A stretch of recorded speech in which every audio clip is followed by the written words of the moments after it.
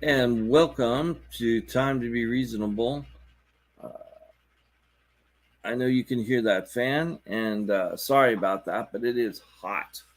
And it's been hot for the last couple of, months really, but definitely days.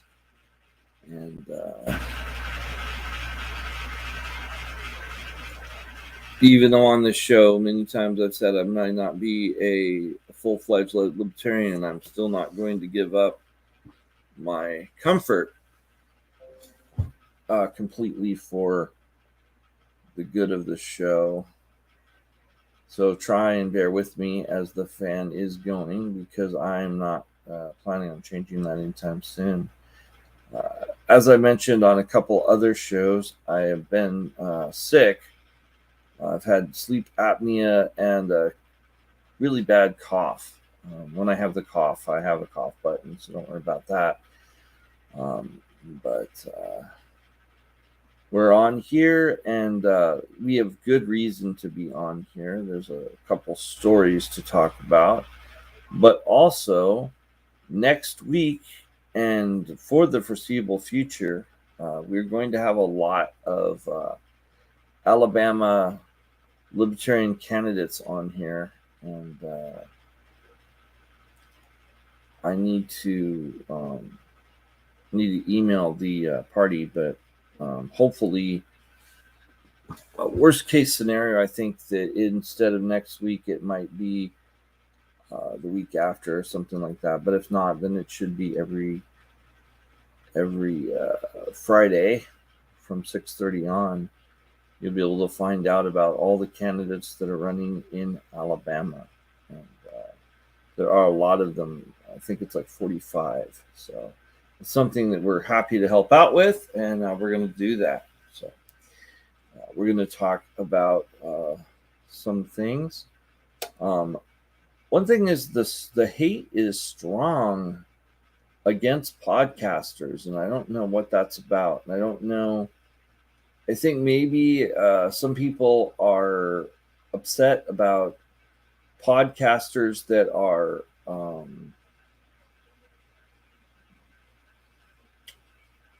read libertarian and then joined the party, something like that. But sometimes it just reads like, "Hey, you're a podcaster. You're using other kinds of media to get the word out, even though the Libertarian Party needs that very much right now. They need any kind of media system that they can get because they need as much publicity. So I don't understand that, especially when you're trying to get libertarians elected. That seems like one of the best ways to do that. So all of this podcaster or vlogger YouTube hate should probably go the way of the dodo because it's kind of dumb. Been on Facebook here and there, and believe it or not, some of the issues have been kind of strange. One of the issues being that we should that rent is the same as taxes. I don't think that because I think that rent is voluntary and that you are agreeing to pay for a place that someone has had upkeep for, put together, and then you're paying for that. Or if you're to buy a house and you had a mortgage, that's the same basic deal. Um, I would like to live in a world where everybody had a place to live, and I can understand where people say that is a common right, and I, being homeless, feel that it was something that in a perfect world I would like, but at the same time, I can't in good conscience say that uh, people that have property just owe you their property so that way you can be better off. I don't really believe that. I think maybe a system that was more like Japan, where you have different homes, like where you have like pipes that you can live in, things like that.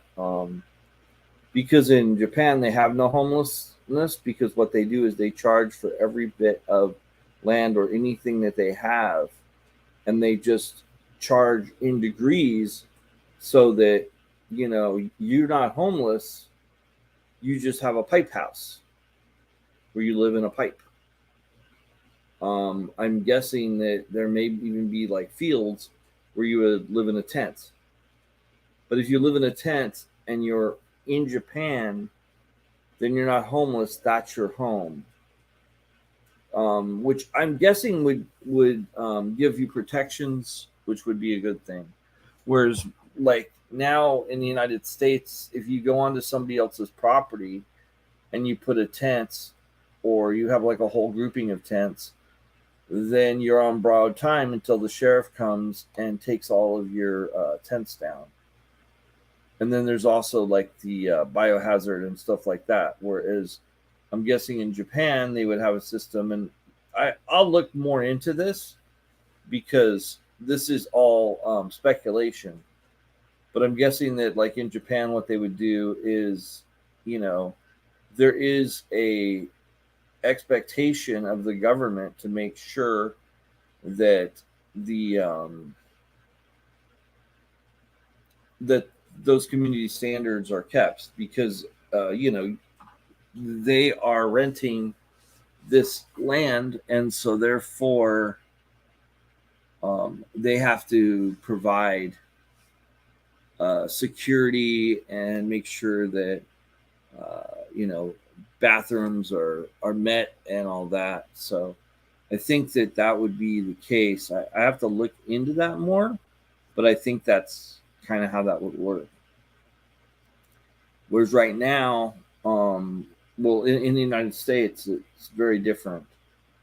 And as far as the systems and what each community has available to people that are without homes or cannot afford like the standard home, uh, and like the last home prices that I've heard about were the rental expectations, which is that you have to have at least three times the amount of money than you than the than the home is being rented for.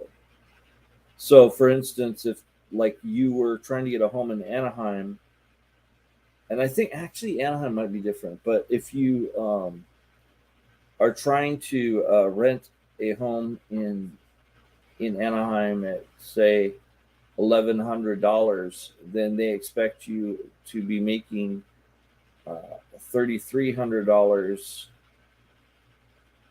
at your work. It might be. I don't know if it can be a combined income. Like I don't know if you have a wife or a husband, or if basically you have a significant other spouse, if they can be making the same amount, if that can be a combined amount of money or not. But I know that like if you're starting out and you're making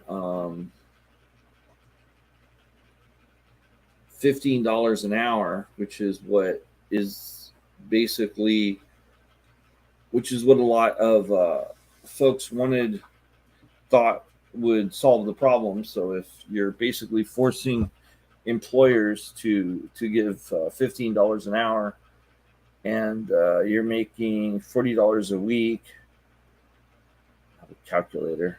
I mean, $15 an hour at 40 hours a week is about, it's 400, and then 5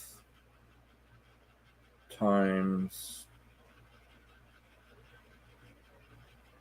it's 400, and then times 5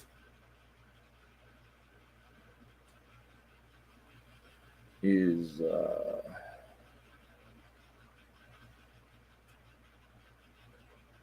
don't think is that 420? I'd have to. I don't have a calculator in front of me, or else. Actually, is there a calculator on the computer? Let me see. We'll just pipe that out, right? And then I'm not taking out FICA. But if I'm like, let's see, calculator,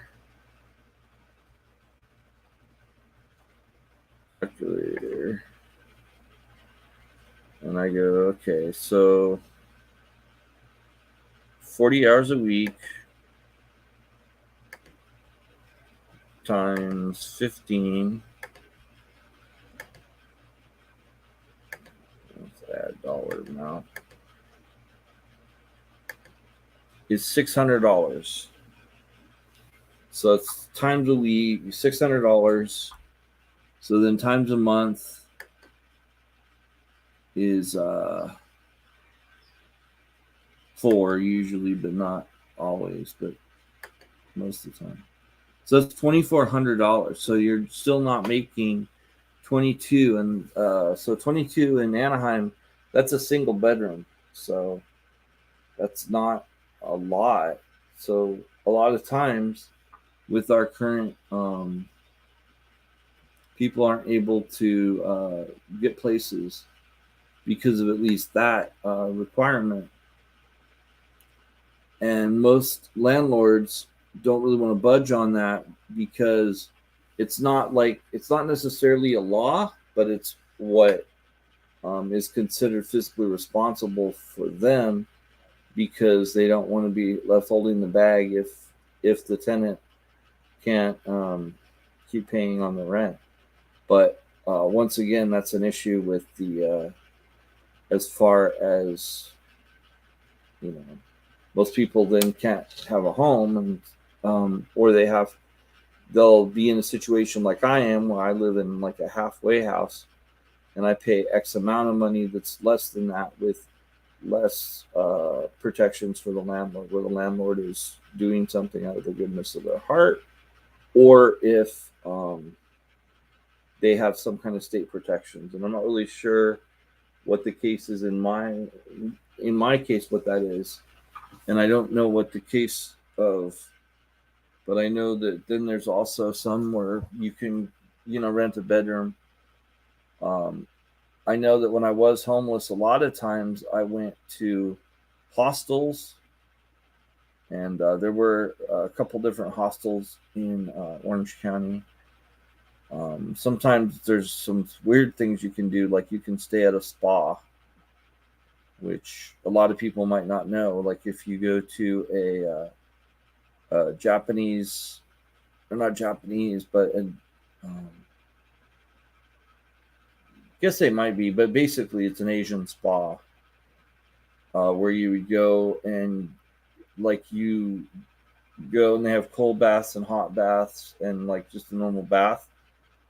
But at night, if you pay X amount of money, you can sleep on a chair for the night. I did that a couple times. Like honestly, there was very few times when I was actually on the street for being without a house, but it was rough, and I wouldn't recommend it. So I just think that there's different ways to see it, but at the same time, it still ends up being a contract where you have to look at it. And I don't know what the answer is, but I think that it's definitely. I wouldn't say you could just say, well, you as an individual can't rent, or we're going to take away your property and give it to somebody else. So I was surprised that ended up in the Libertarian Facebook group, but we do get some stuff. It runs very strange sometimes. It runs from just out and out, if you're a leftist libertarian, look elsewhere and don't talk. And this is what we are, basically the misses kind of thing. Or then you have these just strange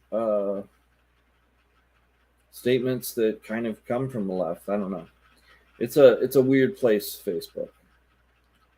But today, wanted to look in be one of the parts where we're looking into elections around the area, and one thing that's come up is that Texas Republicans have petitioned to remove 23 Libertarians from the November ballot. The chair of the state Libertarian Party claimed they would resist the Republicans' totalitarian efforts to obstruct competition and limit voter choice.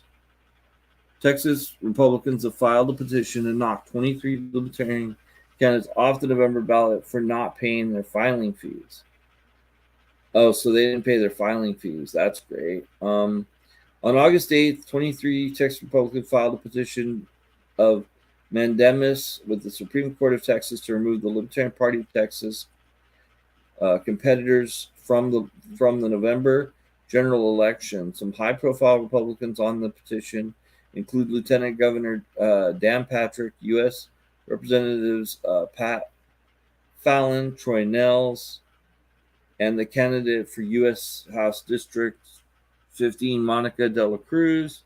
The four face opposition from Libertarians Shauna Steele, John Simmons, Rosalind Leon Jr., Joseph LeBlanc, respectively. In addition to filing an application for nomination by convention, the petition reads, Texas law requires a candidate for public office to either pay a filing fee or submit a signature petition in lieu of a filing fee. Despite their knowledge of these requirements, candidates seeking public office as members of the Libertarian Party of Texas in the upcoming 2022 general election deliberately refused to pay the required filing fees and also failed to file their required signed petitions or signature petitions in lieu of payment of their required filing fees. So I don't know. That's really strange because basically they decided to not do these things, and now they're being acted upon based off of Texas law. Let's see. Before filing the petition, the Republicans confirmed with the Texas Secretary of State that the Libertarians had not paid their filing fees. The Libertarians had not done so, prompting the Republicans to petition the Supreme Court to issue an emergency writ of mandamus to force the Libertarians to comply with their legal and ministerial obligation. Texas Republicans filed a similar suit against the LPT in August of 2020 for failing to meet their certification requirements. See, this kind of thing doesn't make sense to me. Like, why wouldn't you do your filing fees?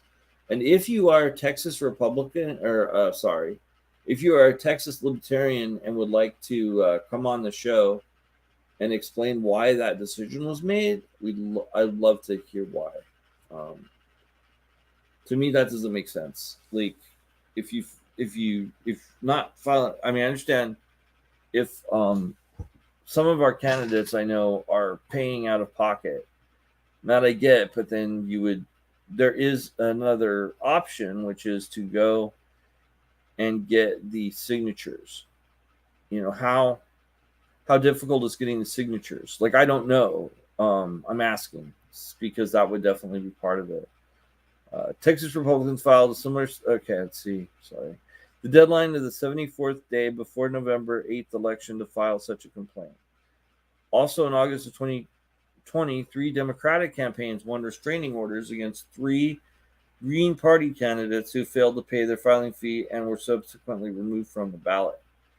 Some members of the 2 major parties blame third-party candidates for the spoiler effect, in which a major party loses an election because the vote was split between themselves. But I don't care about that, because if you're following your option, like if you're following the law, that to me makes more sense. In the Republican suit 2 years ago, the Texas Supreme Court ruled that the code has different rules for parties that choose candidates through conventions, like the Libertarian Party, and those that use primaries, like the Republican and Democratic parties. Oh, I see. Since they don't use the primaries, they have to use. So it's different rules for different parties. So that might be part of it. I guess I'll find out. In 2019, House Bill 2504 was filed to require parties to nominate candidates with conventions to pay a filing fee to appear on the ballot. The fee ranges from $300 for a state board of education candidate to $3,750 for statewide office. I was also going to recommend the possibility that National could somehow step in, and we could at least raise money. Money could be raised for the party. Parties holding primary elections are subject to one set of rules, and other parties are subject to another set of rules, the court wrote. These differences may seem to benefit or burden one class of parties or another, depending on the circumstances. The 23 Republican petition lists two issues for consideration: whether or not the Libertarian Party of Texas violated its ministerial duty to declare the 23 candidates ineligible, or whether or not the Libertarians are prohibited from certifying any potential replacement nominees, claiming there are no Libertarians to satisfy the eligibility requirements in time to be placed on the ballot.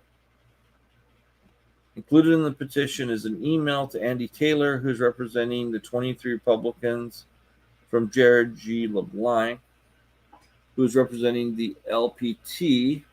LeBlanc stated in response to the Republicans' claim about filing fees, we fundamentally disagree with the interpretation of the Texas Election Code.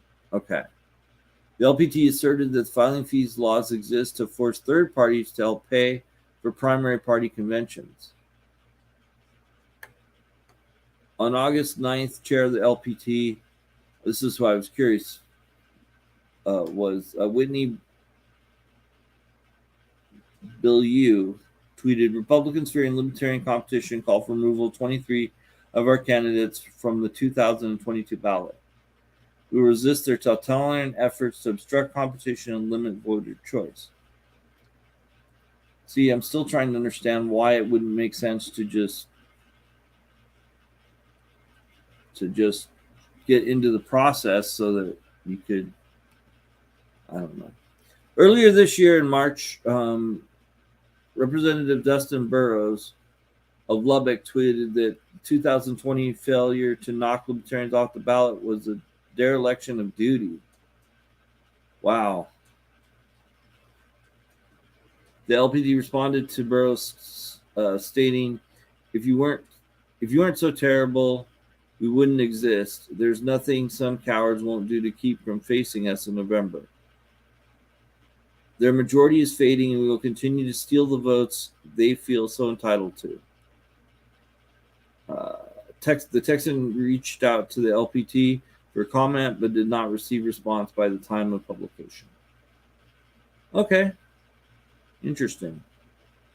Hey, if you're part of the Texan and you want to talk to me on the show, I would love to have you. You can reach me at coderedgames@gmail.com. Sometimes I don't identify myself. I'm Frank. And next one we're going to talk about is another story that I found here. In the Des Moines Register. And some of these, I'm sorry if it's not like the big paper, but what it ends up being is that I don't want to subscribe for stories. So these are the ones I can find. Libertarian Rick Stewart says the only hope for Democrats to beat Republican Governor Kim Reynolds in the fall involves him playing spoiler. And in an unconventional move, he's seeking donations from Democrats by pitching his ability to win over votes from disgruntled Republicans on Election Day. So that's interesting. Definitely would love to hear from Rick. The Democrat Deidre DeGear and other Iowa Democrats pushed back on Thursday, saying that Democrats and their dollars should directly support her campaign. Meanwhile, Des Moines Register Mediacom Iowa poll from July suggests that Stewart was, at that point in the race, actually gaining more support from Democrats than Republicans. Stewart said he sent letters to Democratic donors earlier this month seeking donations. One copy of the letter, dated August 6th and addressed to Democratic friends, says that by donating to his campaign, Democrats could help get his message in front of more Republicans who are unlikely to vote Democrat but could vote for him. You can send me a check in the enclosed envelope. You can donate at rickstewart.com. Heck, you can come to my house, knock on my door, and put bundles of hundies right in my hands, he wrote. A postscript in the letter says, frankly, I'm your only hope. Think outside the box. Think of a three-way race where 125,000 Iowa voters chose me over Kim Reynolds, and Deidre wins, he wrote.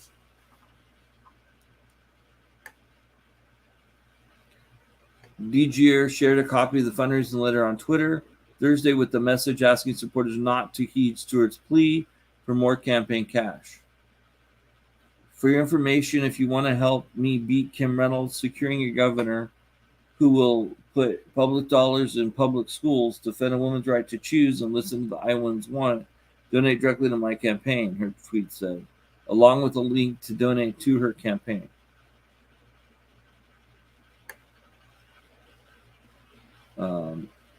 Yeah, that's basically what she said, and then she put her letter here, his letter here. In an interview with the Des Moines Register, Stewart confirmed he sent letters to some Democratic donors and said he's looking for more money and believes that he'll be well poised to pick up voters from Republicans who may be looking for alternatives. I don't have anything against Kim Reynolds personally, but she made some major missteps, he said, and I'm the one that can take advantage of them. Deidre is not going to pick up those votes. He pointed to DeGier's deficit in recent polling and her significant fundraising disadvantage in the race. Reynolds had more than $5.2 million in cash on hand after the July 29th campaign finance deadline, more than 10 times the $500,000 or 503,313 that DeGier had in the bank. Meanwhile, Stewart had just 17,000. The July Iowa poll showed DeGier's with support from 31% of likely Iowa voters, 17% points below Reynolds, who received 48%. Stewart received 5% of the vote in the poll. The poll showed Reynolds with a larger lead than she enjoyed in the Iowa poll conducted earlier in the year. That earlier poll, conducted February 20th to March 2nd by Seltzer & Co., had not included an option to choose Stewart or someone else. So Reynolds received 51% versus DeGier's 43%. And so, yeah, he could totally be a spoiler. So it's an interesting way to go about it. I have not seen somebody do it quite that way, but it does happen. Let's see if I can. I know there's a way.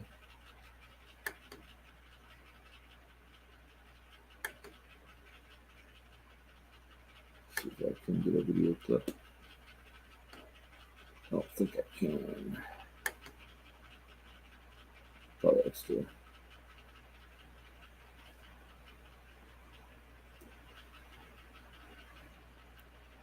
I wonder why. Probably because it's not the higher end. So anyway, if you want to help us out, you can go to tpublic.com/stores/gamingfix, and then you can buy a shirt, sticker, book, or any of those things. And right now, everything is at 35% off site-wide. And for the t-shirts, t-shirts are $14, and t-tops, if you're hot, are $13. And thanks for tuning in. And like I said, next week we should start with Alabama and all of their candidates. Thanks for tuning in. Good night, everybody.